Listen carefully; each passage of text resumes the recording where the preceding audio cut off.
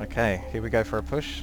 The whole point of Starcraft 2 is you're supposed to push into the enemy's base, and we're finally able to do it after all that chaos that was going back and forth.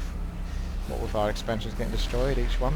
As you can see, my ally's got tanks here. He's set them up just before the ramp. I've got myself a little observer just outside the range of their detectors, because they can also attack me cannons. They can detect invisibility units. So yeah, that was a good move to allow the tanks to go in. I get a bit crazy here. Get a bit over keen on the send my zealots in. I go crazy, forgetting that the tanks have to sort of come out of siege mode, take a few seconds, then come back up here and then go back into siege mode. So here we go. A lot of battles going on. A lot of I decided to try and gravitate a lot of these big units, try and get them out of the way. Focus his battle cruisers with my phoenixes. My allies going for the same thing, going for the battle cruisers, getting dead out of the way, since the tanks are going to be able to take out a lot of the ground units, so we're trying to take out the air, focus on that as much as possible. Seems to go well for us, so we're quite happy with that. This seems to be like a game clincher really, this moment. That's what I was thinking anyway. I thought, well, the game is ours now, it's pretty hard to lose this point. We know they've got an expansion up here, so we decide before we go for the final push into their base, we'll go for the expansion. So yeah. Here we see a lot of the units are now coming the long way around. We don't want to get caught up by the units over here. Get a strong, sort of destroy destructible rocks, get a strong hold here. Makes it harder for them to hit us. For some reason this battle goes really wrong. All the tanks get destroyed by zealots and battle cruisers. I was trying to take out the battle cruisers with my phoenixes, but I don't think I had enough, so that was the problem there. So it's now turned back on me. Yeah, so what we thought when we were winning, now we're not. You can see he goes for my expansion again. It just seems like I'm never going to get an expansion here. I desperately try to defend it, but I'm not going to have it.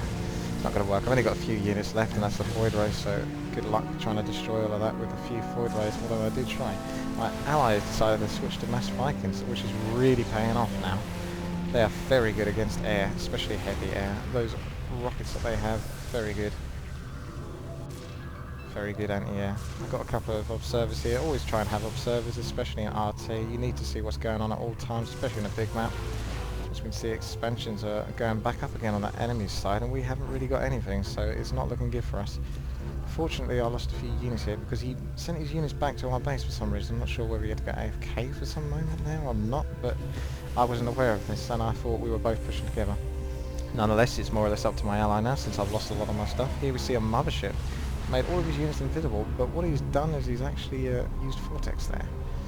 But he didn't use it to the best effect. He caught some of his own units with it, so yeah, that was pretty bad for him. Vortex, there we go. Everything comes out now.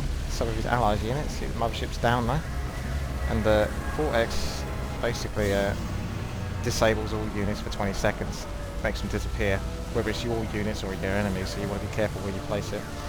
Allies got good use of Vikings here. They're really paying off, as you can see. Awesome unit. Basically tier 2 unit, and this is like a tier 3 point of the game, I'd say. So we're seeing a lot of tier 1 and tier 2 units being useful here, so that's interesting to know. Especially look at that, how fast that goes down the air. Once you've got enough Vikings, a good 10 or so, that's pretty much the game sealed.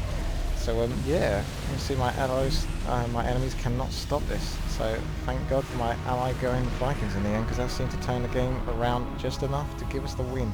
So I hope you enjoyed this. Let me know if you want to see more RT games in future. I'm not sure if you do. Maybe you just want to stick to the solo. I'd like to see what your comments are. Thank you very much for watching. Please subscribe, rate and comment. This has been Witty. I don't